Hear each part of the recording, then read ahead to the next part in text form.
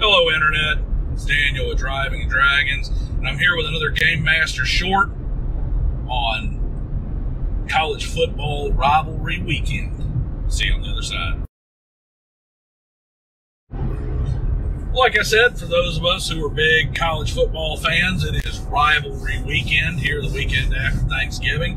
And I thought, what an appropriate weekend to talk about the rival party trope and some tips on how to make it a little bit more lived in and a little bit more exciting for your players, and to have a little bit more depth to it in terms of the realism, and actually to kind of help you determine how you can plot out your campaign if you're going to use this mechanic. So you got a ton of different ways you can do the rivalries. You can have the dark mirror version, which is, of course, the identical party but evil, or the identical party but good, depending on what your players are. You can have the complete opposites, where everything about them is opposite. And then, of course, you can also have the opposed or the allied, where we're both working towards the same goal but different ways, or we're both working in opposition to each other against each other's goals. And then all kinds of various different sections like that in between, different variations. But what I'm going to talk about is a couple of ways that I like to do the rival party trope.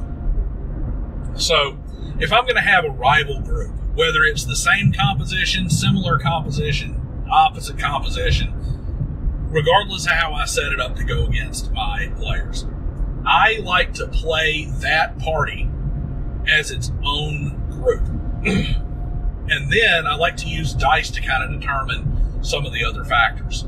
So for instance, let's say I've got two groups that are going after the same piece of cyberware that's been developed by a mega corporation. I'm going to have my team, my group is going to play it the way they're going to play it. I'm going to plot out the Corpo headquarters or the research facility that they're having to sneak into. I'm going to put into place all the different people and NPCs out there who have the information that they need, ways that they can get in, and all the different net architecture, net running opportunities, everything I can do to put that together, just like I would for any normal adventure. Then I'm going to take my opposing party, and in my head with some dice just sitting there at the table, I'm going to run that party in my head through the different interactions that have to do with that particular adventure. How would they do it? How would they want to do it? How would they want to get in? How would they break through? How would they react? How would they change? How would they get their information? And I'm probably even going, in most cases, I'm going to roll some of their checks to see, well, how much information did they get?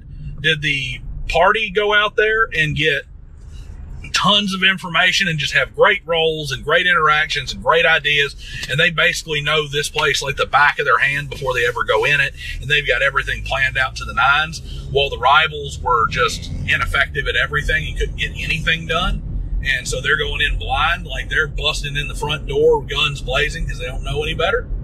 Or is it the other way around? Is the party struggling, but the rivals were able to get everything? I'm going to think about how would they handle things. Let's say there's a bum who is homeless in the alleyway across from this research facility, and the party's going to go up and they're going to ask him for information.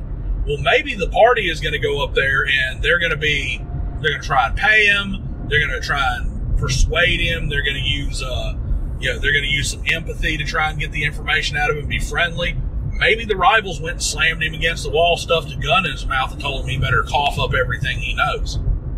Now I'm going to roll a percentile dice or flip a coin, and I'm going to determine, did the rivals get there first?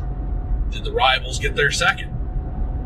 Or are the rivals there at the same time? Do they show up when they're already there, and this ends up being a gun battle with this witness in the middle of the alleyway? It ends up being an altercation. These things can make it feel a lot less railroaded and a lot less linear than it actually is. So, for instance, you've got kind of a linear storyline. You're both going for the same cyberware. You're both doing the same thing. And you're both going to go through it in a similar way, and you're rivals. But how that rival does it, where they get there, the timeline of things happening is all kind of randomized, and it's going to make it feel more natural, more lived in, more exciting for the players. So that's my piece of advice, is if you're going to do the rival situation, run them through it in your head. Short version, throw a couple of dice down, see what happens, and add that random, exciting element to your adventure and see how that works for your players. So I hope everybody enjoys that. Let's go on out there and enjoy the rest of our weekend. For those of you who are college football fans, let's enjoy these rivalry games and all the smack talk we can put forward. And let's, of course, remember that you got people up there in the Big Ten who think they're playing football, while we got people in other conferences who think they can actually beat the SEC. So see you next time.